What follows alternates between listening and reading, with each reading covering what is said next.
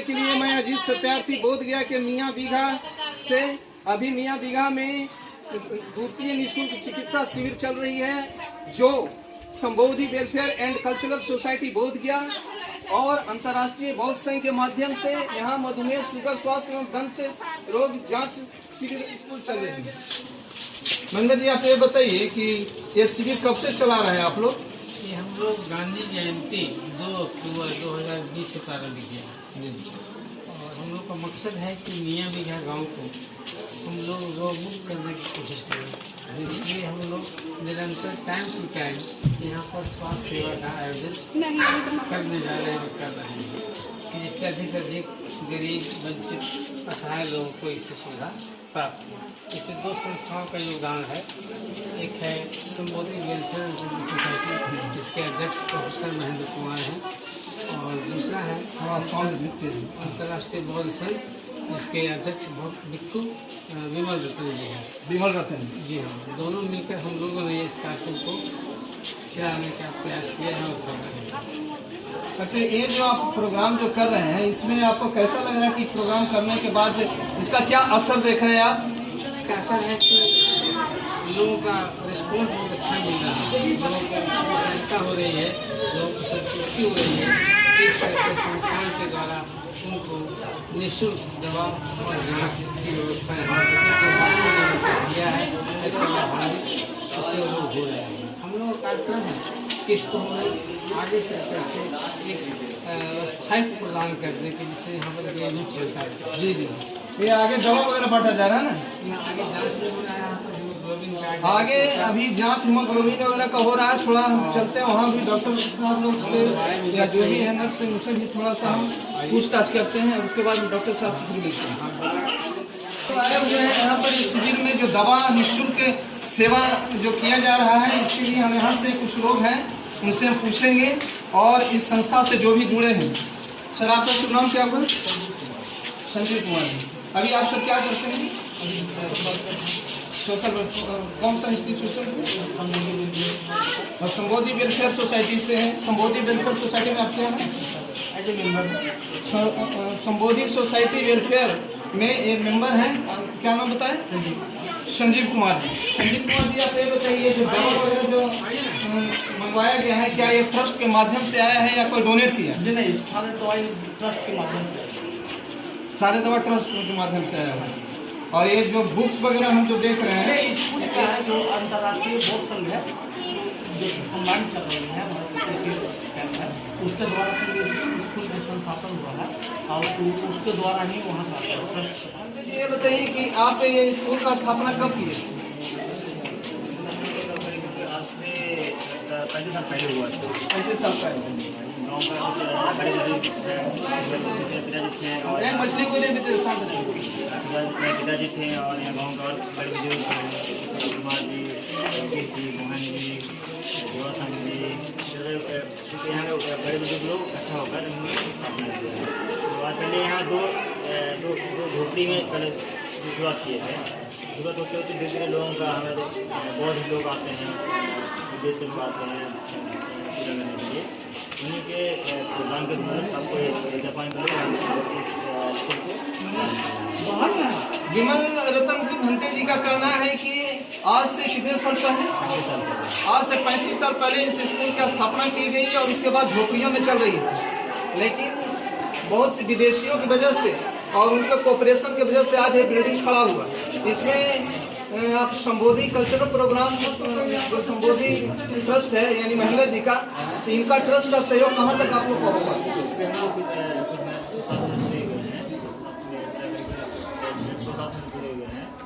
पहले हमको आप कहाँ के रहने वाले हुए? हम तो यही गाँव में रहने वाले हैं। जैसे मियाँ बीघा का। और शिवर आपने कब धारण किया? आज से 20 साल पहले शिवर था। 22 साल पहले। 22 साल पहले। और इसके पहले ही स्थापना हो चुकी थी। मेरा पिताजी ने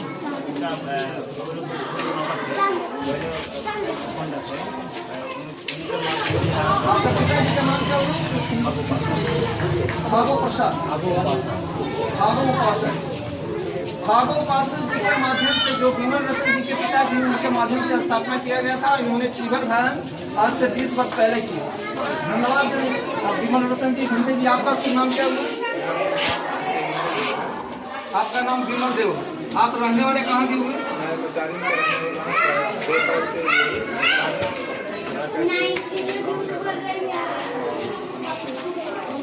ये मोचारी जगह कहाँ पे पड़ता है बनते जी? यहाँ से 2 किलोमीटर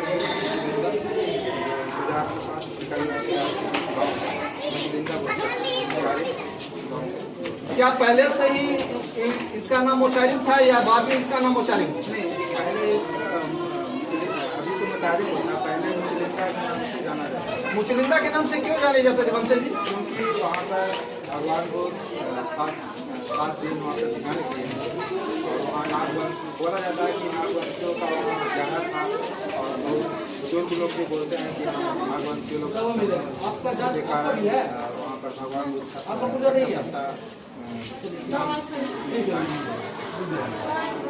यानी कि नागवंशीय क्षत्रिय है? एक जाति थी नागवंशीय की क्या? ऐसे तो नहीं कर सकते जाति पर। बुजुर्ग भी बोलता है कि और किताब में भी मिलता है कथा में कि नागवंशियों का वो जगह होगा इसी वहाँ। ये फल्गु नदी के, निरंजना नदी के किनारे में बसा हुआ है। नदी की विमल जी, आपका भी नाम हुआ? विमल देव जी का कहना है कि मैं मोचारीन से बिलोंग करता हूं और मोचारीन जो है निरंजना नदी के किनार पे बसा हुआ है, जो पौराणिक काल में मुलचिंद के नाम से जाना जाता है। बहुत बहुत धन्यवाद आपका। महेंद्र जी, आपसे थोड़ा हम ये जानना चाहते हैं कि आप कितने सालों से जनता सेवक में लगे हुए?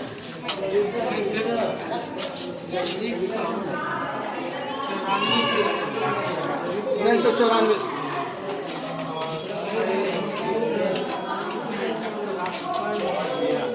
राजपाल महाथेरा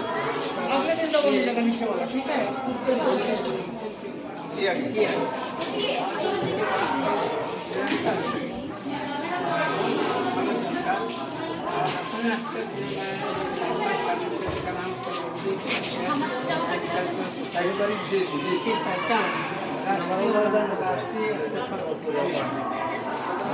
क्या आपने कभी चीवर धारण भी किए हैं? 1 सप्ताह किए मैंने किया।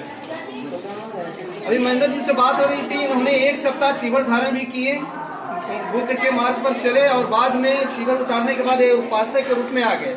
और उपासक के रूप में आने के बाद ये समाज से जुड़े हुए हैं और समाज के लिए काम कर रहे हैं। उसी को लेकर के इनकी जो सोसाइटी है, आपकी कौन सोसाइटी है अभी? संबोधि वेलफेयर एंड कल्चरल सोसाइटी इनकी है और इस सोसाइटी के माध्यम से लोगों को जागरूक कर रहे हैं। और अभी कोरोना काल में यह एक शिविर लगाए हुए हैं ताकि लोगों को जो उसका जरूरत हो वो पूरा किया जा सके। धन्यवाद महेंद्र जी, आपसे मिलकर हमें काफ़ी खुशी हुई कि आपने समाज के लिए इतना काम कर रहे हैं। अब चलते हैं आगे, देखते हैं कि दवा में क्या क्या। नमस्कार, जय हिंद, वंदे मातरम।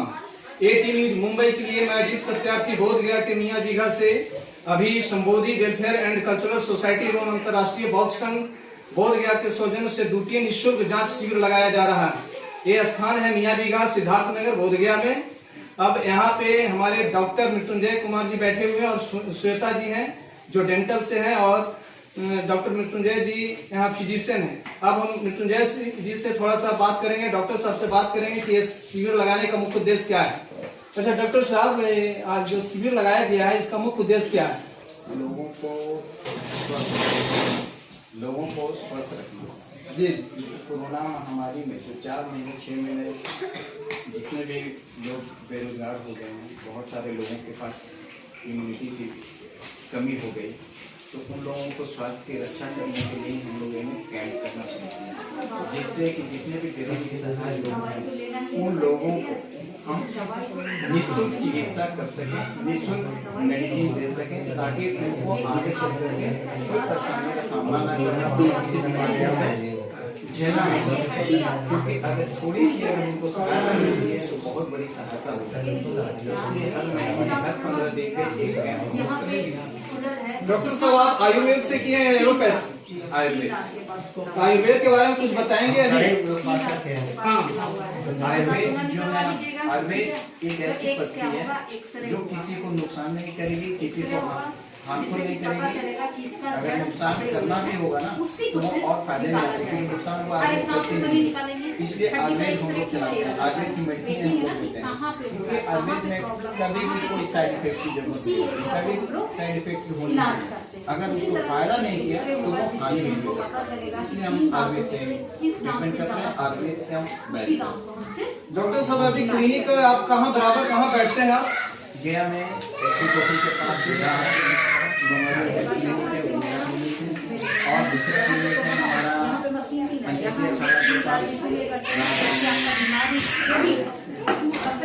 पंचायती अखाड़ा के पास है आपका।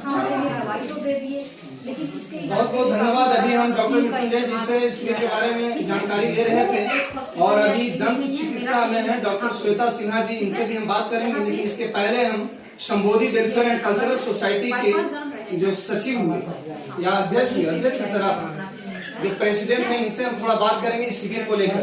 सर, इस शिविर लगाने का मुख्य उद्देश्य आप अपने माध्यम से यानी संबोधि वेलफेयर एंड कल्चरल सोसाइटी के माध्यम से जो लगा रहे हैं और आपके साथ अंतर्राष्ट्रीय बहुत संघ भी हैं, तो इस पर कुछ टिप्पणी करना चाहेंगे? हम लोग का उद्देश्य यही रहा कि इस जगह को दुनिया में जाने वाला गाँव है, यहाँ के लोगों को सबको हम लोग करने का प्रयास करते हैं।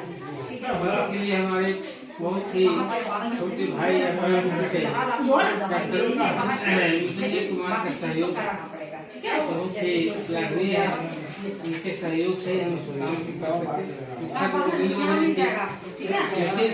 उनका सहयोग मिला तो हम और हमारे विमल रत्न मिलकर योजना बनाई, इस काम को हम लोग यहाँ पर अंजाम दें। इसीलिए आपने दूसरी बार शिविर का आयोजन किया। अभी आप उपासक हैं या भिक्षु? नहीं, मैं तो उपासक हूँ। क्या आप भिक्षु रहे हैं पहले?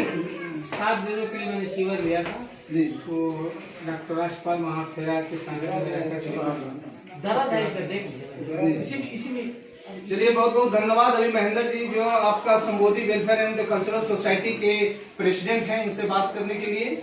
और अभी जो भी शिविर चल रही है, शिविर के माध्यम से यहाँ के गरीब लोग जो हैं, यहाँ के दलित परिवार लोग हैं, इस इलाके में अधिकतर तो दलित परिवार ही बसते हैं।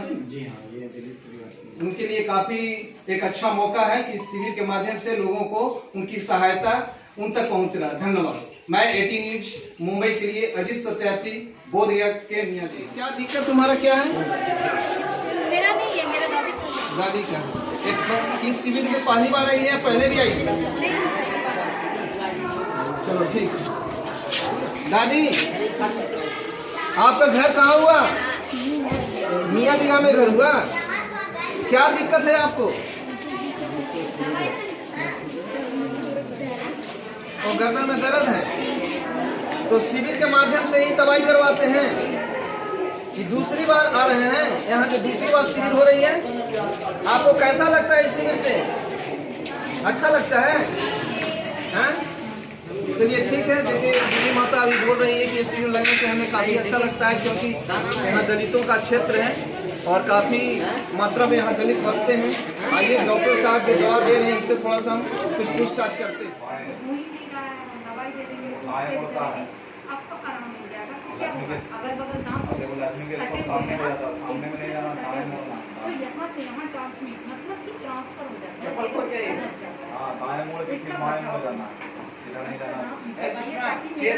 हुआ है वही तक रहे, बाकी फैलेगा। अभी हम दवाई दे देते हैं, दूसरे दे देते हैं, ठीक है। दांत निकालने का काम तो यहाँ नहीं हो सकता है। आप यहाँ आपको फी वगैरह नहीं लगेगा।